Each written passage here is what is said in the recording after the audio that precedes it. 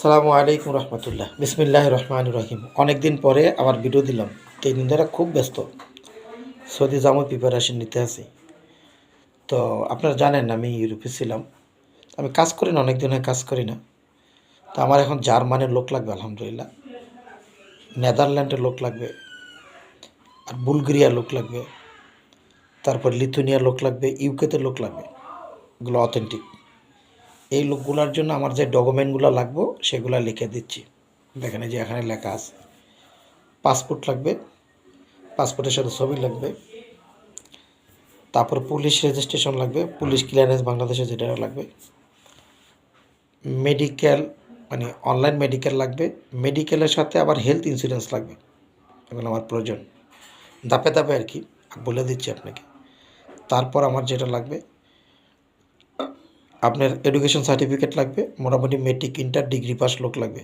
এর নিচে হইলে হবে না, মূর্খ লোক আমি পাঠাইতে পারবো না। অ্যাটলিস্ট ইংলিশে কিছু কথা বলতে জানতে হবে, কমিউনিকেশন করা জানতে হবে। আচ্ছা, তারপর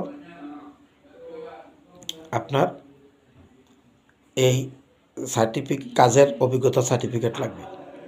এই সার্টিফিকেটগুলো আবার আইন মন্ত্রণালয় থেকে এবং পররাষ্ট্র মন্ত্রণালয় থেকে আপনার নিজের গিয়ে আপস্টেল করে আনতে হবে। আপস্টেলের বাংলা অর্থ হলো পুনরায় সত্যায়িত। অর্থাৎ আপনার যে গভর্নমেন্ট থেকে সার্টিফিকেট দিয়েছে মেট্রিক ইন্টারের শিক্ষা বোর্ড থেকে, ওইটার আবার সত্যায়িত করতে হবে আইন মন্ত্রণালয় এবং পররাষ্ট্র মন্ত্রণালয়। এবং এটা আপনার করতে হবে। আপনি যে কোম্পানির অভিজ্ঞতা সার্টিফিকেট, ওইটাকেও আমাকে আপস্টেল করতে হবে। কেমন? তো যদি লোক থাকে যারা শিক্ষিত আছেন এবং কাজ জানেন, শিক্ষিত হলে কোনো লাভ নেই, আপনি কাজ না জানলে, আমার কাজ জানার লোক লাগবে। ধরেন ড্রাইভার, হেভি ড্রাইভার জার্মানের জন্য আমারে দেন, ইনশাআল্লাহ আমি ভিসা দিতে পারবো। ইলেকট্রিশিয়ান দেন আমারে, ইলেকট্রিশিয়ান, অরিজিনাল ইলেকট্রিশিয়ান দেন, আমি ভিসা দিতে পারবো ইনশাআল্লাহ। আচ্ছা, লন্ডনের জন্য আপনার হাউসকিপার আর কি যেগুলো হয়, আপনারা জানবেন যে কেয়ার ভিসার লোক না, আপনার ওই কেয়ার ভিসারে কিছু কাজ আছে, প্লাস ফ্যাক্টরি আছে। দেখেন ফ্যাক্টরি আছে, ফ্যাক্টরিতে লোক দিচ্ছি।